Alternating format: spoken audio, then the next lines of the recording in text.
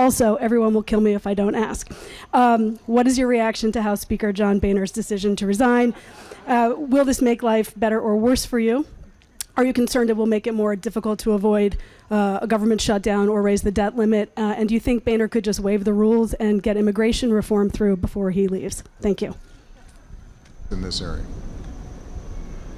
On John Boehner, I just heard the news as I was coming out of the meeting here.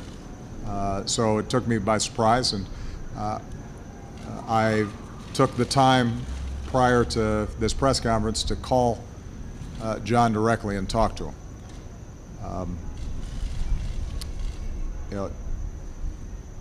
John Boehner is a good man. He is a patriot. He cares deeply about the House, an institution in which he's served for a long time. He cares about his constituents, and he cares about America. We have obviously had a lot of disagreements, and politically we're at different ends of the spectrum. But I will tell you, he has always conducted himself with courtesy and civility with me. He has kept his word when he made a commitment. He is somebody who has been gracious, and I think maybe most importantly, he's somebody who understands that in government, in governance, you don't get 100% of what you want, but you have to work with people who you disagree with, sometimes strongly, in order to do the people's business. I'm not going to prejudge who the next speaker will be. That's something that will have to be worked through in the House. And I will certainly reach out immediately to who is the new speaker to see what his or her ideas are and how we can make progress in the important issues that America faces. The one thing I will say is that my hope is there's a recognition on the part of the next speaker, something I think John understood, even though at times it was challenging to bring his caucus along, that we can have significant differences on issues, but that doesn't mean you shut down the government. That doesn't mean you risk the full faith and credit of the United States.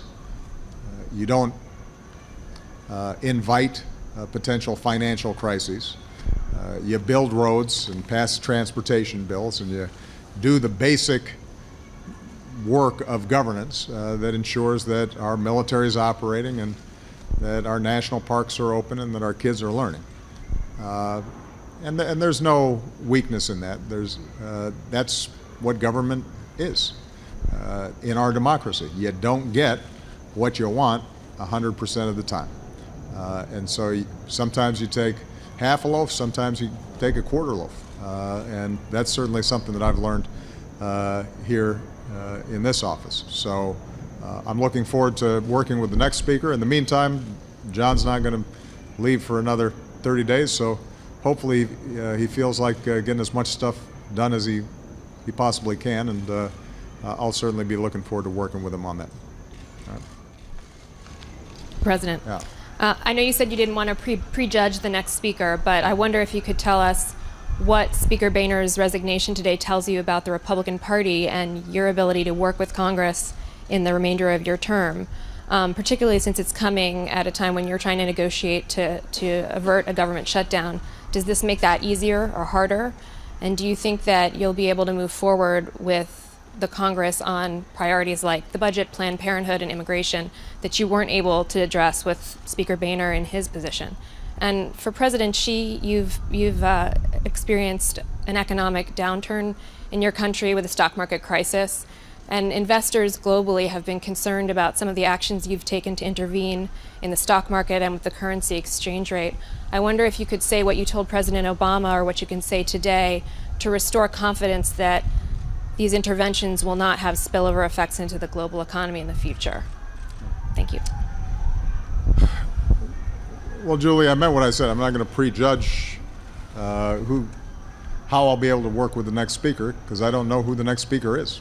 And I suspect that there's going to be a lot of debate inside the Republican caucus about who they want to lead them and in what direction. It's not as if there's been a multitude of areas where the House Republican caucus has sought cooperation previously. So I don't necessarily think that there's going to be a big shift. I do think that Speaker Boehner sometimes had a tough position because there were members in his caucus who saw compromise of any sort as weakness or betrayal.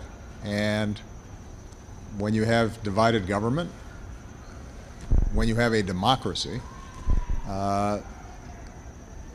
compromise is necessary. And I think Speaker Boehner sometimes had difficulty persuading members of his caucus that. Hopefully, they've learned some lessons from 2011. The last time that they sought to introduce a non-budget item into the budget discussions. At that time, it was Obamacare, and they were going to shut down the government for that purpose. It ended up really hurting the economy, slowing it down, and caused a lot of hardship and a lot of problems for a lot of people. Because it turns out, actually, government provides a lot of vital services. Our military provides us protection. Our agencies keep our air clean and our water clean, and our people every single day are helping to respond to emergencies and helping families get Social Security checks and helping them deal with an ailing parent. And when you insist that unless I get my way on this one particular issue, I'm going to shut down all those services. And, by the way, leave a whole lot of really hard-working people without paychecks. That doesn't just hurt the economy, that hurts, in the abstract, it hurts particular families. And as I recall, it wasn't particularly good for the reputation of the Republican Party either. So hopefully, some lessons will be drawn there. I expect we'll continue to have significant fights around issues like Planned Parenthood and significant fights around issues like immigration. But perhaps the visit by the Holy Father to Congress may have changed hearts and minds. I know that Speaker Boehner was deeply moved by his encounter with Pope Francis. I want to congratulate him, by the way, on facilitating that historic visit. I know it meant a lot to John and his family. And I would just ask members to really reflect on what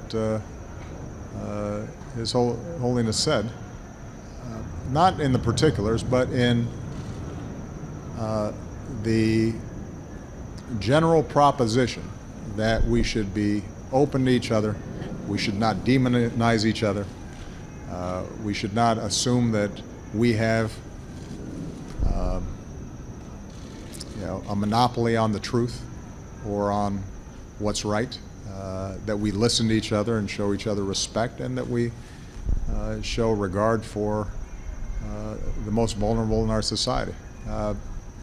It's not a particularly political message, but I think it's a good one. At a moment when, in our politics so often, the only way you get on the news is if you're really rude or you say really obnoxious things about people, or you insist that other people's points of views are demonic and evil and leave no room at all for the possibilities of compromise. I'd like to think that that spirit will continue to permeate Washington for some time to come. And I know that in his heart, that's who John Boehner was. It was sometimes hard to execute.